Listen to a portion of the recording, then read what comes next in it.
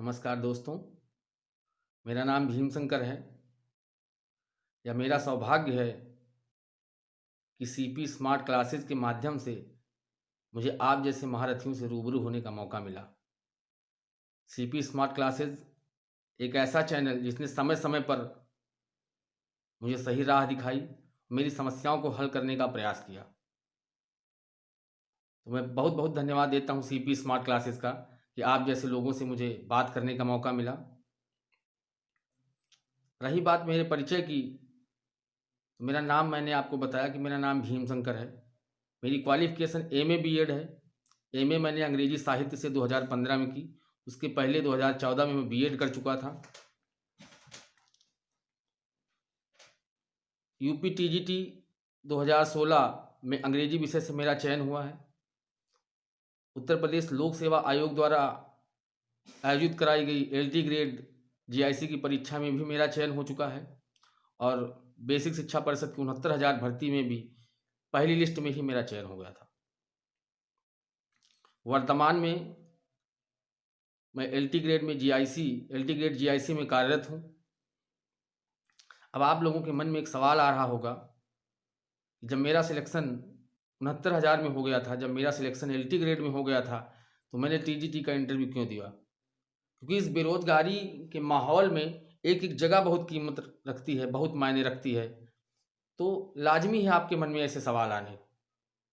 लेकिन दोस्तों, आपको अच्छी तरह से पता होगा कि जब मेरा जीआईसी का वेरिफ़िकेशन हुआ था, नवंबर 2019 में, उसके महीनों बाद उम्मीद नहीं लग रही थी कि ये वैकेंसी पूरी भी होगी या नहीं होगी। क्योंकि हिंदी और एसएसटी को लेकर के मामला कोर्ट में चला गया था। तो अंधकारमय नज़र आ रहा था भविष्य और 69,000 के बारे में आप भली-भाँति जानते हैं कि किस प्रक्रिया से होकर के पूरी हुई है, भर्ती पूरी हुई है, कैसे समय को देखा इस भर्ती ने। तो शायद दोस्तों मेरी जगह आप भी होते तो वही करते जो मैंने किया। हाँ, जब मुझे ये पूरी तरह से विश्वास हो गया कि मेरा सिलेक्शन अब एलटी ग्रेड में हो गया है, हिंदी एसएसटी का फैसला कोर्ट से आ गया है, तो मैंने उत्तर प्रदेश माध्यमिक शिक्षा सेवा चयन बोर्ड को एक एप्लीकेशन भेजा जिसमें मैंने लिखा कि मेरी दावेदारी को हटा दिया जाए, मेरे अभ्यर्थन को निरस्त कर दिया जाए। लेकिन उसके बावजूद अभी हाल ही में आए टीजीटी इंग्लिश के रिजल्ट में मेरा सिलेक्शन हुआ। इंटरव्यू में भी बहुत अच्छे मार्क्स मिले। अगर मैं कहूँ कि मुझे सफलता कैसे मिली? अगर सफलता एक मिलती तो शायद वो तुक्का कही जाती। 1, 2, 3, 4 सफलताएँ लगातार ताबड़तोड़ मिलती गईं। अगर मैं कहूँ इस सफलता का श्रेय मैं किसको दूँ? तो सबसे पहले श्रेय जाता है मेरे माता-पिता को, जिन्होंने कड़ी मेहनत करके मुझे पढ़ाया-लिखाया। 2008-9 में मैंने इंटर किया। मेरे माँ-बाप ने मुझे किस तरह से, किस समस्याओं से गुज़रते हुए गाँव से, एक छोटे से गाँव से शहर में भेजा। लगातार 10-12 साल मैंने कठिन परिश्रम करने की सोची। लेकिन आप सब जानते हैं जब कोई शहर गाँव का लड़का शहर में जाता है तो बहुत बड़े-बड़े सपने लेकर के जाता है। लेकिन जब वो शहर में जाता है तो शहर की चकाचौंध में कुछ ऐसे खो जाता है कि जो लड़का आईएएस का सपना लेकर के जाता है वो ग्रुप डी का फॉर्म डालने लगता है। तो सबके साथ ऐसा हुआ, स्वाभाविक है, मैं भी मनुष्य हूँ तो मेरे साथ भी ऐसा हुआ होगा। मेरा बचपन से कोई सपना नहीं था कि मैं अध्यापक बनूँ। लेकिन समय रहते मुझे समझ में आ गया कि मैं किस क्षेत्र में बेहतर कर सकता हूँ, मैं अपनी ज़िंदगी को, अपने भविष्य को किसमें सिक्योर कर सकता हूँ, मेरा भविष्य किसमें है। तो मैंने समय रहते अपनी तैयारी शुरू की। मेरा जो बेस्ट सब्जेक्ट था इंग्लिश, उसमें मैंने तैयारी शुरू की। मैं धन्यवाद देता हूँ आदरणीय सुनील सर का, जिन्होंने मुझे लिटरेचर पढ़ाने के साथ-साथ सही जानकारी दी। मैं अगर आज एलटी ग्रेड में सिलेक्टेड हूँ, नौकरी कर रहा हूँ, टीजीटी में सेलेक्ट हुआ हूँ, मैं अपना पूरा श्रेय अपने आदरणीय सुनील सर को देता हूँ, जिन्होंने या जिनके माध्यम से, जिनकी छत्र छाया में रह करके हम लोगों ने सिलेक्शन प्राप्त किया। इसके साथ-साथ मैं उन सभी आदरणीय गुरुजनों को प्रणाम करता हूँ, जिन्होंने कभी भी जाने-अनजाने में जिनसे मुझे ज्ञान प्राप्त हुआ है और समय-समय पर मुझे कई प्रकार की समस्याएँ, आर्थिक, शारीरिक, सामाजिक बहुत सारी समस्याएँ आईं। इसमें मेरे बहन और बहनोई ने मेरा पूरा सहयोग किया। मेरे माँ-बाप के बाद अगर कोई पूजनीय है तो वो लोग हैं। समय समय पर मेरी हर समस्या को हल किया। तो मैं धन्यवाद देता हूं सभी को जिन लोगों ने कभी भी मेरी सफलता में थोड़ा बहुत भी सहयोग दिया। लेकिन उस सफलता पाना एक दिन का काम नहीं होता। मैंने बताया ना कि मेरा कोई सपना नहीं था कि मैं अध्यापक बनूं।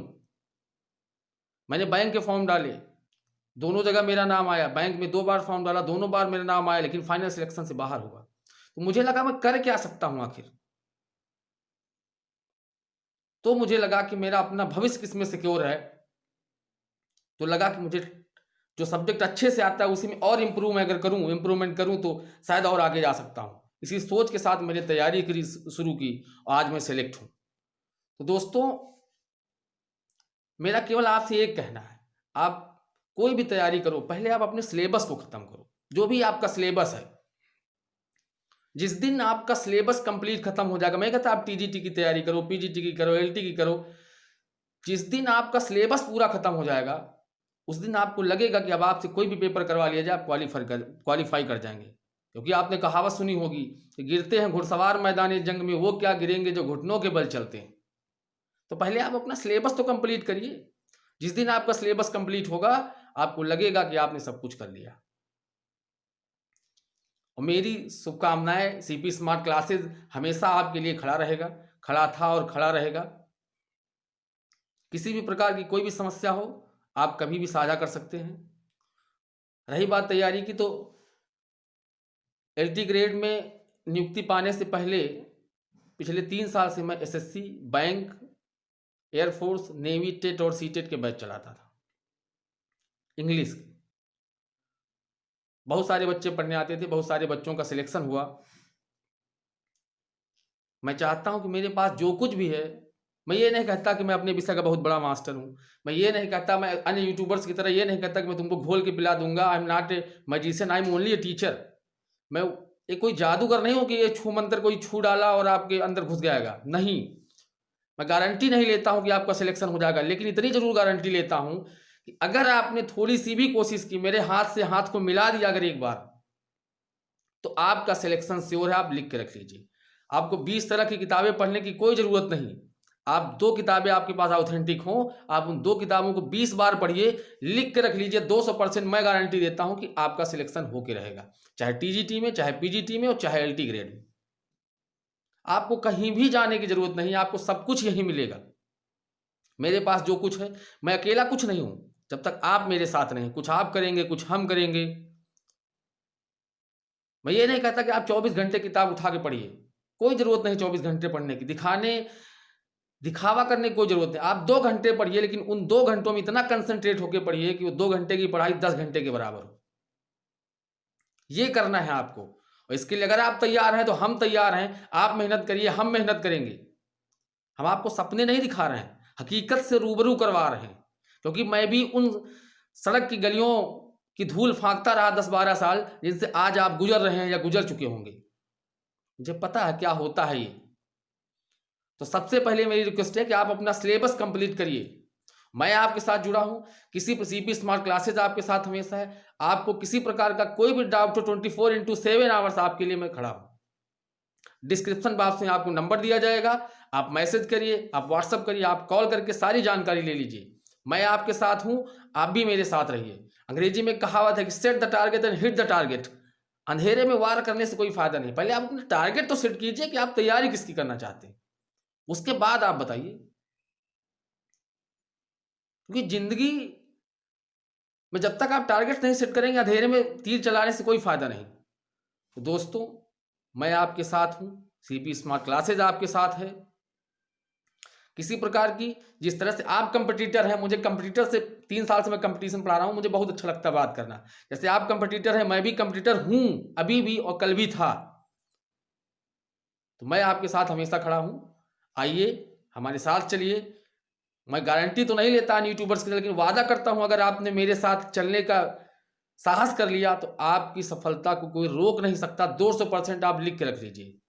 रही बात पैसों की, मुझे पैसों की ज़्यादा जरूरत नहीं है। सरकार इतनी तनख्वाह दे रही है कि मुझे पैसे की ज़्यादा जरूरत नहीं है। आपका सिलेक्शन वो इंपॉर्टेंट है मेरे लिए, वो इंपॉर्टेंट है सीपी स्मार्ट क्लासेस के लिए। तो दोस्तों, आइए हाथ बढ़ाइए। इसी के साथ बाय बाय, गुड नाइट।